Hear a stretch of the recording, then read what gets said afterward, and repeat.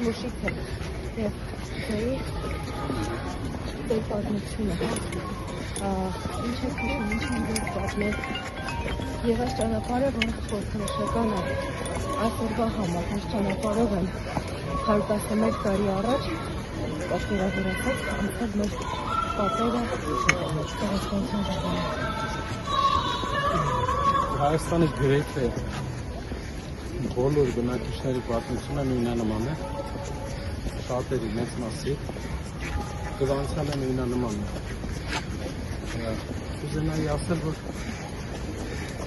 Ցեղասպանության ոգեկոչումը ճանաչումը, Ցեղասպանության զոհերի ոգեկոչումը և Ցեղասպանության ճանաչումը երկու կարևոր նպատակ ունի։ Առաջինը կանխարգելիչ նպատակ է, որ վերջապես ապագայում այդպիսի բան այլևս չկրկնվի, որպեսզի գործել են մեխանիզմներ, որ կկանխարգելեն, որպեսզի էլի չասեն, որ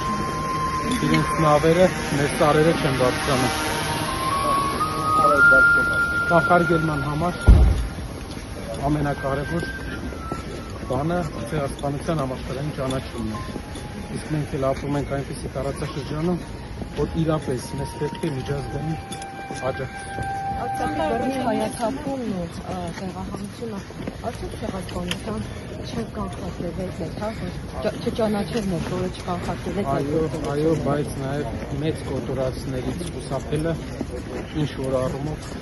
Ցեղասպանության գծով հայ ժողովրդի աշխատանքն սավրան է,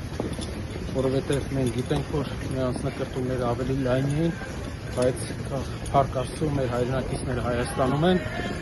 և դա հենց այն քայլերն է, որ Ցեղասպանության ճանաչման համար արվել է հայ ժողովրդի կողմից։ Ամենակարևոր բանը, որ երկրորդ բանը, որ դա զուտ թվեր չեն, մարդկային ճակատագրեր են, մարդիկ ովքեր չեն փոխել իրենց հավատը, չեն փոխել իրենց ազգը, ազգային լեզուն և այդ իսկ պատճառով ենթարկվել են սպանդի։ Դա մեծ նշանակություն ունի հայերի համար մինչև այսօր և մեզ համար շատ տարօրինակ է,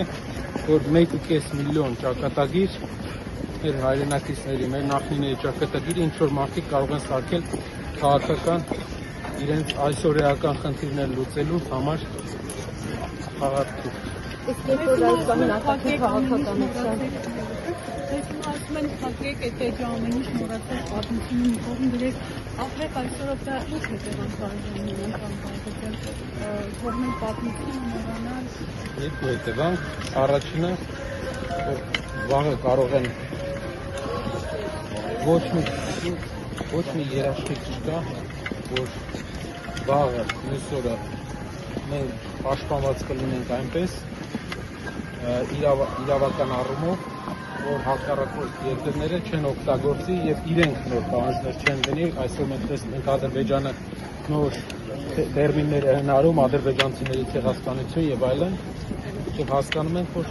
նրանք օգտագործելու են այդ խաղաղությունը, նրանք օգտագործելու են 300,000 ադրբեջանցիներ Հայաստանում բերելու խաղաղությունը։ Ես ուզում եմ շատ կարևոր բան ասեմ։ Հայաստանում Ցեղասպանության ժամանակ, ինչպես մեր նախնիները պատմել են, շատ մեծ վնաս են տվել հայերին,